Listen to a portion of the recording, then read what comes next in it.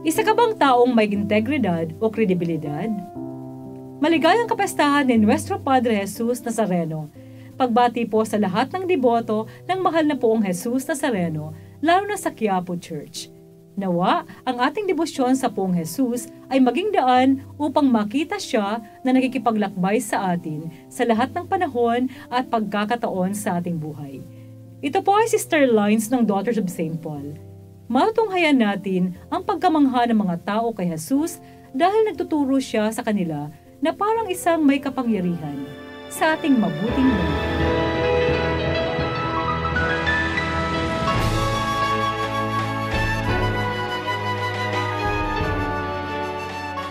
At pumunta sila sa Capernaum at nagturo siya sa sinagoga sa araw ng pahinga. Nagulat ang mga tao sa kanyang pangangaral sapagkat nangaral siya ng may kapangyarihan, hindi gaya ng mga guro ng batas. May isang tao sa sinagoga na inaalihan ng isang maruming espiritu. Sumigaw ito, Ano ang kailangan mo sa akin, Jesus na taga Nazaret? Para ipahamak kami kaya ka dumating. Alam ko kung sino ka, ang banal ng Diyos. Tumahimik at lumaya sa kanya. Matinding niyugyug ng espiritu ang taong yun, at pagkasigaw ng malakas ay saka lumabas. Talagang takang-taka ang lahat, at nag-usap-usap sila. Ano ito? Isang bagong pagtuturo na may kapangyarihan. Nauutusan niya kahit maruming espiritu at sinusunod nila siya. Oo nga.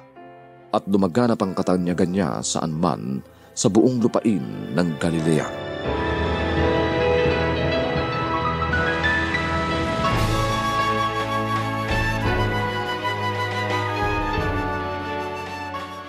Sa mabuting balita ngayon, ang mga tao sa sinagoga'y namangha kay Jesus dahil iba ang kanilang narinig at bago sa kanila ang katuruan ni Jesus. May otoridad sa pagtuturo si Jesus dahil ginagawa niya ang kanyang sinasabi. Jesus walks his talk.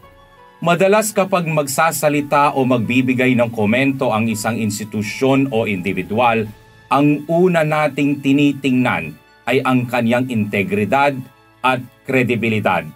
Kapag hindi naaayon ang sinasabi sa kanyang buhay, kumikilos ng may double standards, nabubuhay sa pagkukunwari at doble kara, binabatikos natin. Bilang tao, nais nating mabuhay sa tama at katotohanan. Ito ang hamon sa atin. Mabuhay ng naaayon sa turo ni Kristo. Jesus' authority is even acknowledged by the man with an unclean spirit, saying, What have you to do with us, Jesus of Nazareth? Have you come to destroy us? I know you are the Holy One of God. Mga kapanalig, tulad ng lalaking inaalihan ng masamang espiritu, tayo rin ay may mga unclean spirits, mga addictions at vices. If we fail to offer this to Jesus, who can liberate us from these forces, they will forever enslave us and will forever torment us. Mayroong dalawang kahinatnan sa paggamit ng otoridad. Ang mangibabaw, dominate, o ang magpalaya, liberate. Ginamit ni Jesus ang kanyang otoridad sa wasto. Pinalaya niya ang mga tao mula sa kamangmangan habang itinuturo niya sa kanila ang katotohanan. Pinalaya niya ang mga tao mula sa pagkaalipin ng masasamang espiritu habang malumanay niyang pinagagaling ang mga ito.